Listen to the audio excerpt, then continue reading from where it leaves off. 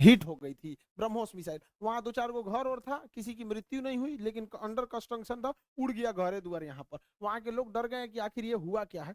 तो उसके बाद वहां पर जो जो inter service public relation officer होते हैं, आईएसपीआर, कहीं पे भी देखिएगा तो एक पीआर ऑफिसर होता है, पीआर पब्लिक रिलेशन। यही लोग सारे लोग पब्लिक से कांटेक्ट करते हैं। जैसे मीडिया वाले के पास भी एक पूरी की पूरी पीआर टीम होती है। अब किसी मीडिया वाले को मान के हमारा इंटरव्यू लेना है, खान सर का इंटरव्यू, तो उन लोग को क्या पता, वो अपने पीआर टीम को बोलेंगे कि खान सर का नंबर निकालो, बताओ कहाँ बात करना है। तो वो पीआर टीम ही काम करती है। तो हर डिपार्टमेंट का एक पीआर ऑफिसर होता है, पब्लिक रिलेशन ऑफिसर, वही बताता है क्या हो रहा है क्या नहीं हो रहा है, एक तरह का प्रवक्ता होता है। तो इन्होंने कहा कि हमारी टेरिटरी में एक पता नहीं अनआइडेंटिफाई कोई ऑब्जेक्ट घुस गया, 4 मिनट तक उड़ते रहा, प्रोजेक्टाइल था, वो आया गिर गया, किसी की जान माल की क्षति नहीं हुई है, हमने उसे पूरी रडार में ट्रैक किया, आके वो यहाँ पे गिर गया। ये इन लोग का स्टेटमेंट था। एक्चुअली में हुआ क्या था कि भारत से मिसाइल लॉन्च किया गया था, लेकिन ये दोनों देशों में विवाद न हो जाए इसलिए भारत सरकार के पहले से एक समझौता है 1999 का। 21 फरवरी 1999 में अटल बिहारी वाजपेयी और नवाज शरीफ के बीच एक लाहौर एग्रीमेंट साइन हुआ था, लाहौर डिक्लेरेशन। इसमें कहा गया था कि अगर दोनों सेनाओं की ओर से अगर कभी भी गलती से कोई मिसाइल या हमला हो जाता है तो वो लोग हॉटलाइन पे बात करके इसका कंफर्मेशन कर देंगे कि जानबूझ के किया गया या गलती से हुआ है, इसकी अवगत करा दिया जाएगा। तो उसके लिए भारत की ओर से हॉटलाइन पे बात करके बता दिया गया पाकिस्तान को 2 दिन बाद कि भैया हमारी ओर से गलती से चला है।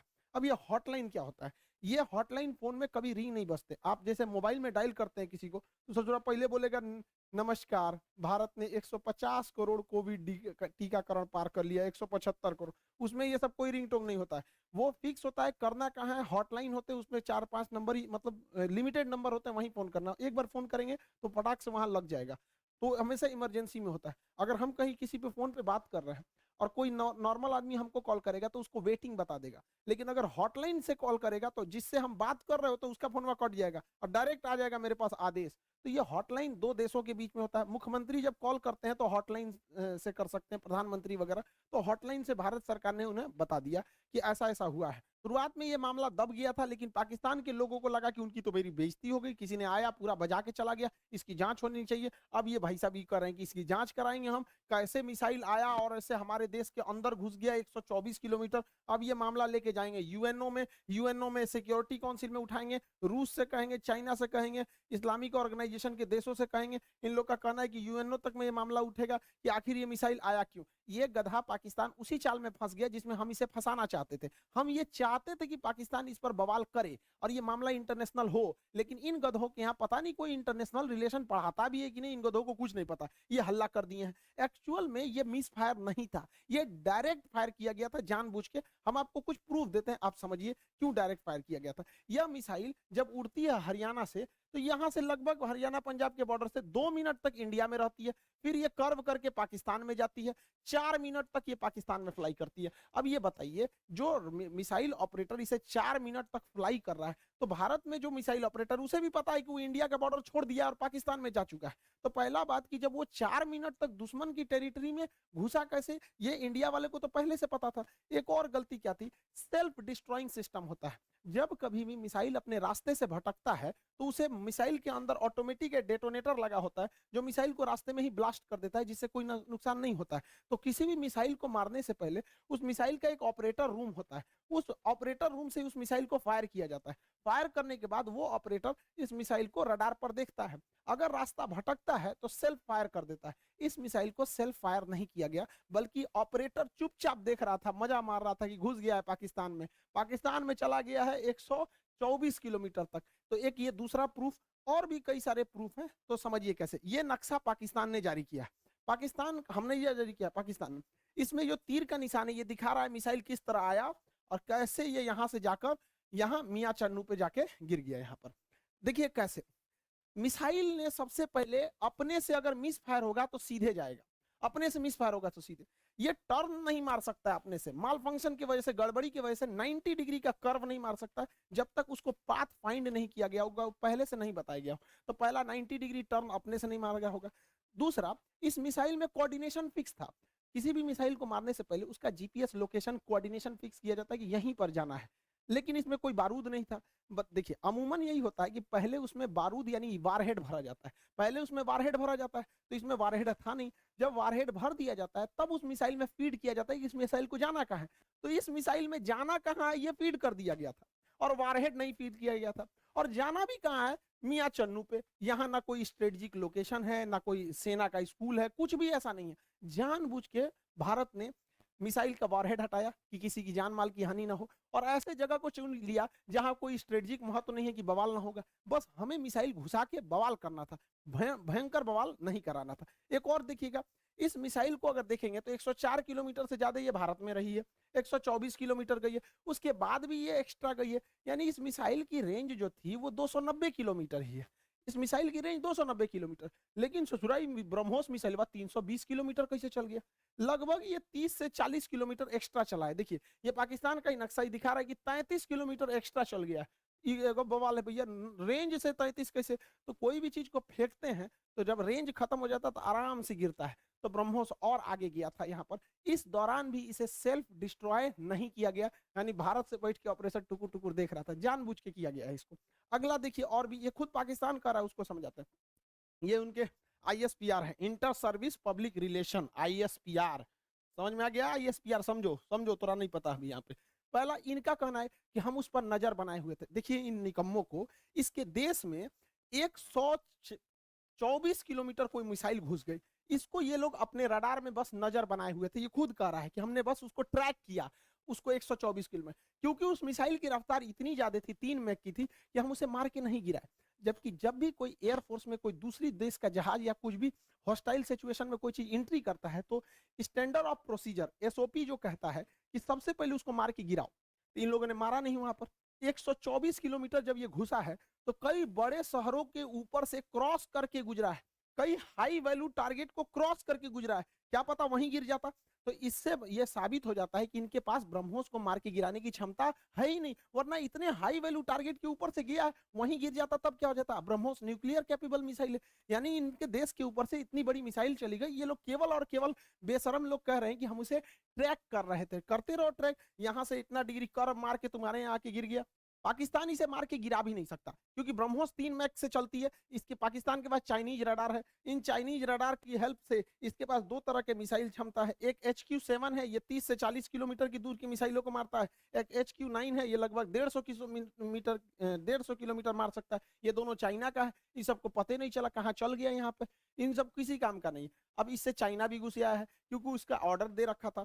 चाइना पूरी दुनिया को ऑर्डर दिया था कि भैया हमारा HQ-9 डिफेंस सिस्टम बहुत अच्छा है, ले लो। अब पूरी दुनिया ने उसको ऑर्डर कैंसिल कर दिया कि सोचा तोरा कोने काम का मिसाइल है। भारत का ब्रह्मोस घुस गया है वहां पर, अब ये घुस आया है पाकिस्तान के ऊपर कि सोचा, तो पाकिस्तान इसको कह रहा है तोरा मिसाइल फायर नहीं हुआ तो हम क्या करें। अब फिलीपीन ने ऑर्डर दे दिया था ब्रह्मोस को, अब वियतनाम भी कह रहा है हमको भी चाहिए, इंडोनेशिया कह रहा है हमको भी चाहिए, ताइवान कह रहा है हमको भी चाहिए। अब ब्रह्मोस एकदम जबरदस्त है यहाँ पर।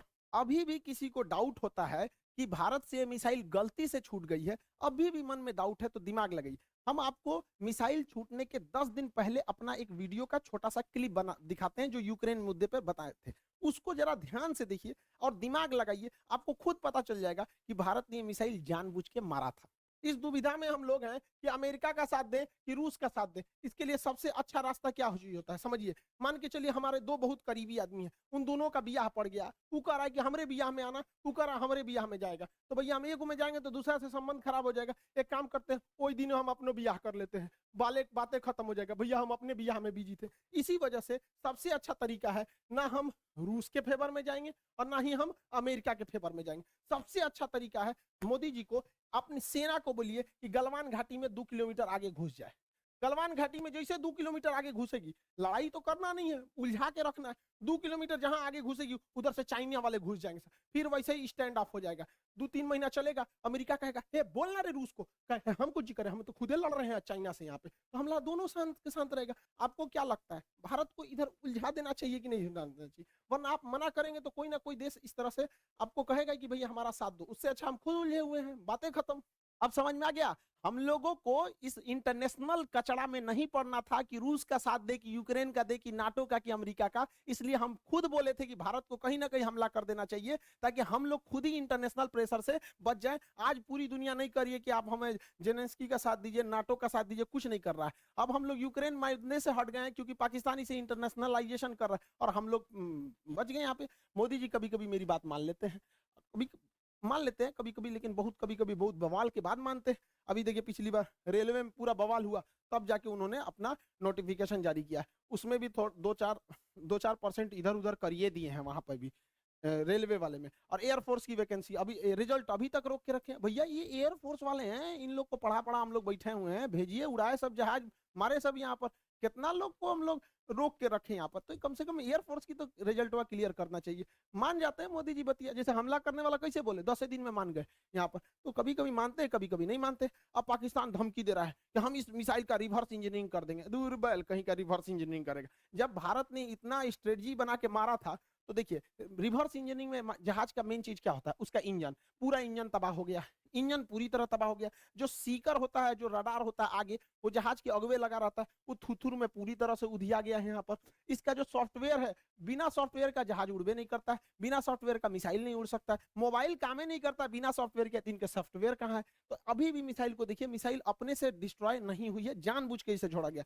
तो पाकिस्तान कर रहा है, ये किस धातु का बना है ये हम पता कर लेंगे। रे ससुरा लोल, अगर तुम ये पता कर लेगा किस धातु का है, तो तुम अभी तक बना चुका रहता कि किस धातु का है। धातु पता करके बता, इंटरनेट पे मिलता है, हमरा से पूछ लियो, आके हमसे पूछ लियो। केमिस्ट्री में जब मेटलर्जी चैप्टर पढ़ाएंगे ना, धातु कर्म चैप्टर पढ़ाएंगे, धातु शोधन, सांद्रण, निस्तापन, भंजन, वहीं बता देंगे मेटलर्जी में तुमको। ब्रह्मोस का खोजेंगे, लोल कहीं का। कौन सी बचल है ब्रह्मोस में? कुछ नहीं मिलने वाला है। लेकिन हाँ, ये बवाल कहेगा हमने ब्रह्मोस का कॉपी बना लिया, अमेरिका के टॉमहॉक का हमने कॉपी किया था, हमने कॉपी बना लिया। ऐसा कुछ कॉपी नहीं बना पाएंगे, क्योंकि बहुत ही टफ इंजीनियरिंग होती है इसके अंदर। आपका आगे का जो रैमजेट इंजन है ये बर्बाद हो चुका है, फ्यूल सिस्टम बर्बाद हो चुका है, प्रोपल्सन सिस्टम बर्बाद हो चुका है, नेविगेशन सिस्टम बर्बाद हो चुका है। खाली खोपड़िया मिलेगा तो ही बना लेंगे मिसाइल। यहाँ पर गुलेल बनाना है, देख के बना लेंगे, लोल कहीं के यहाँ पर मिसाइल बना लेंगे। और तुम बना, भारत के पास पहले मिसाइल बनाने के बाद परीक्षण केंद्र जो था वो पोखरण में था, यहाँ परीक्षण करते थे। चांदीपुर में परीक्षण करते थे। व्हीलर द्वीप जिसका नाम कलाम द्वीप है उड़ीसा का, इसे करते थे। फिर नया जो था कर्नाटक के चित्रदुर्ग में परीक्षण करते थे। 4 जगह हम लोग का परीक्षण केंद्र था। अभी नया नया 5वां परीक्षण केंद्र खुल गया है पाकिस्तान। अब हम लोग हमेशा कभी कभी इधर परीक्षण करते रहेंगे ब्रह्मोस वगैरह का। और पाकिस्तान का नया सरदर जो है ब्रह्मोस जो है, वो नेवी से तो मार ही सकता है, एयरफोर्स से मार ही सकता है, जमीन वाला तो अब ये मार के गया है। इसका नया खतरनाक वर्जन ब्रह्मोस 2 आ रहा है, जो 800 किलोमीटर मारेगा। यानी पाकिस्तान में बैठे बैठे पाकिस्तान हेल के, अफगानिस्तान हेल के कजाकिस्तान चल जाएगा वहां पर। ब्रह्मोस 2 आ रहा है, इसका बाप है ये ब्रह्मोस का। अभी इसी से नहीं लड़ पाए तो दादा आ रहा है। दूसरा ब्रह्मोस एनजी आ रहा है, बहुत हल्का रहेगा और बहुत दूर तक मारेगा। तो तुम ससुरे, एक तो तुम्हारे बाप के बस की बात है नहीं रिवर्स इंजीनियरिंग, क्योंकि बचा ही कहाँ है। अगर उस तरह से देखिएगा तो हम तो वियतनाम को, फिलीपीन को बेचे हैं, वही बना ले रिवर्स इंजीनियरिंग। रिवर्स इंजीनियरिंग इतना आसान है तो हम लोग राफेल खरीद के लाए हैं, नहीं बन जाएगा। तुम्हारा रिवर्स इंजीनियरिंग इतना तगड़ा है तो चाहे अमेरिका से तुम F-16 जहाज खरीदे हो, तुम उसको 20 साल से उड़ा रहे हो, अब बैल आज तक तुम अपने जहाज J-17 का एक तो इंजन नहीं बना पाए, कौन सी रिवर्स इंजीनियरिंग करते हो? मनोवैज्ञानिक दबाव बनाओगे कि हमारे पास ब्रह्मोस 2 आ गया, ब्रह्मोस का कॉपी आ गया है, तो जो एकरे बस का कुछ नहीं है। ये बस मेकअप करेगा, चौथे शादी की तैयारी करेगा। ये आंटी जी खैर चाचा है, कोई बात नहीं, हम क्या करेंगे। बैल कहीं का, तुम सुधर जाओ, ऐसा कुछ नहीं होने वाला है यहाँ पर। इसलिए रिवर्स इंजीनियरिंग नहीं हो पाएगी। इसको 1 साल से हम समझा रहे हैं, नहीं समझ पा रहे हैं यहाँ पर। इससे कोई रिवर्स इंजीनियरिंग नहीं होगी। अब आप समझ गए होंगे, भारत ने जानबूझ के मारा था यहाँ पर ब्रह्मोस। इसी बहाने ब्रह्मोस का सक्सेस भी हो गया, डिमांड भी बढ़ गया। और आप लोग का जो बैच था इकोनॉमिक्स था, लगभग इसमें एडमिशन क्लोज हो चुके होंगे इकोनॉमिक्स में, क्योंकि सर्वर में जगह नहीं है। LDC वाला बैच है, इसमें